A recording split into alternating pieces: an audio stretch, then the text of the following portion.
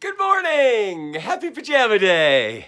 Well, everybody, do you have your pajamas with you? Do you have your slippers on? Everybody ready to go ahead and have a mellow day? Happy Monday!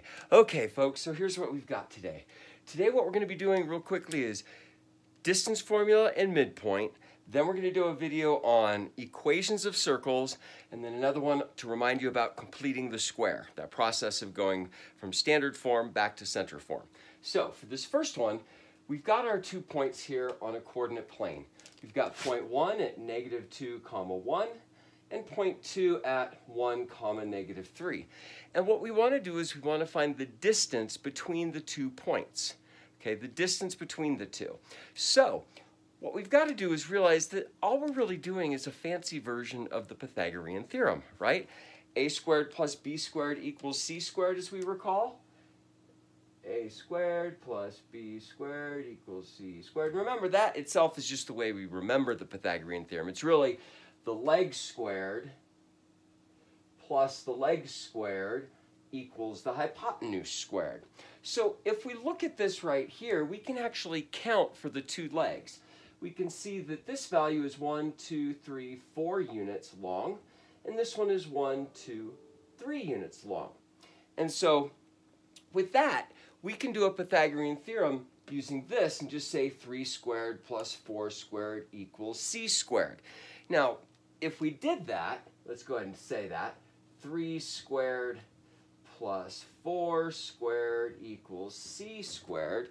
After we went ahead and followed the order of operations and did 3 squared is 9 and 4 squared is 16 equals c squared, we could go ahead and add them together and get 25 equals c squared. And how do we get c by itself, the hypotenuse by itself? Right, we square root both sides.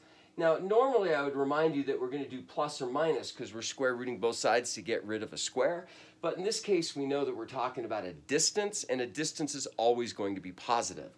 So we're going to say that c, or our hypotenuse, is 5 units long. And we've solved it right there using the Pythagorean theorem.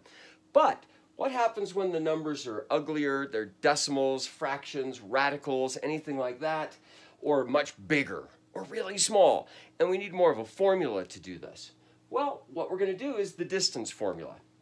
And so what we're going to realize is the distance formula is really nothing more than the leg squared plus the leg squared, and then square rooting both sides to get the hypotenuse by itself, right? The distance being the same as the hypotenuse.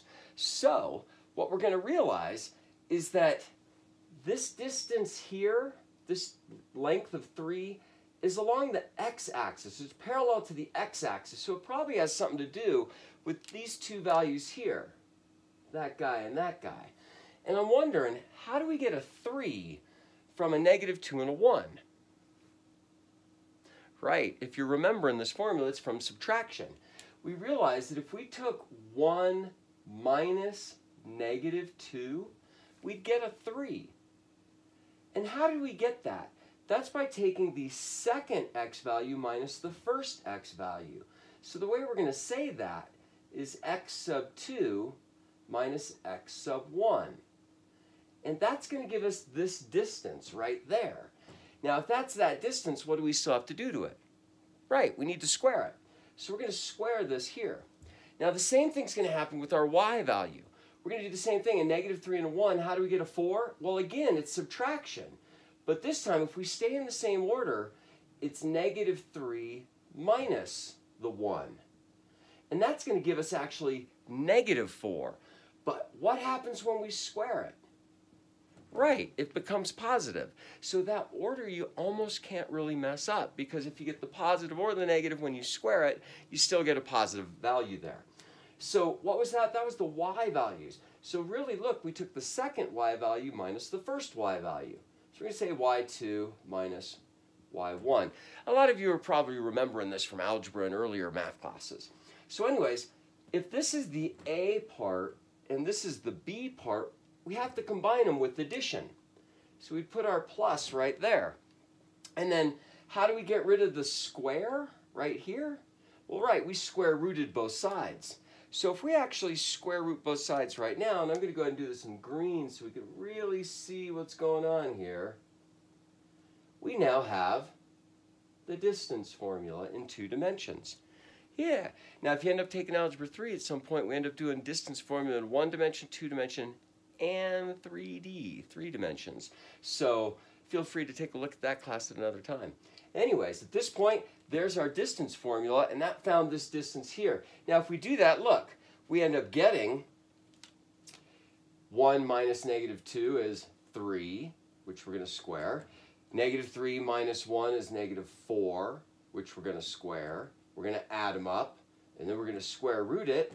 And so there's our 9, there's our 16, square rooting the 25, and we get the same value of 5. So there you go on the distance formula. Really quickly, I want to do midpoint. Midpoint's trying to find that value right there, the middle of your line. And so one way to think of it is this. We're halfway this way and that way. So we're really right in the middle of these 2 values. And same goes with this way. We're right in the middle of those 2 values. Notice that's 2 units and that's 2 units as well. That's up 2 units. Well, the midpoint formula turns out to be nothing more than averaging the x values and averaging the y values. So let me go ahead and show you that really quickly. In terms of the midpoint formula, we end up having, let's write it up here, midpoint, that equals your average of your x values. How do we do average? Right. We add them up and divide by the number of numbers. So that's your x value. We do the same thing with the y value. Go ahead and add them up and divide by the number of numbers too. Now again, you can't really mess this up. If you take 1 plus negative 2 is the same as negative 2 plus 1 because of the commutative property. So you can choose either one to be the first point or the second point, but you always have to stick with the x's and the y's. Okay, you can't reverse that around. So in our midpoint for this one, let's go ahead and find that answer here. We end up with, I think we're going to have a fraction in this one, and that's a-okay. So we've got negative 2 plus 1 divided by 2, and then 1 plus negative 3 divided by 2. So negative 2 plus 1 is negative 1 over 2. There's our fraction there, negative 1/2. And then 1 plus negative 3 is actually negative 2 over 2. So if we end up right in this one, we reduce our fractions. We still have our negative 1/2 here, but here we have a negative 1. Does that look appropriate? Are we over a negative 1/2 and down to negative 1? Yep, that's exactly it. So it's really just think of it as the averages of each of them. And folks, I do have your popsicle stick, but I'm saving it till the last video. I'll see you then.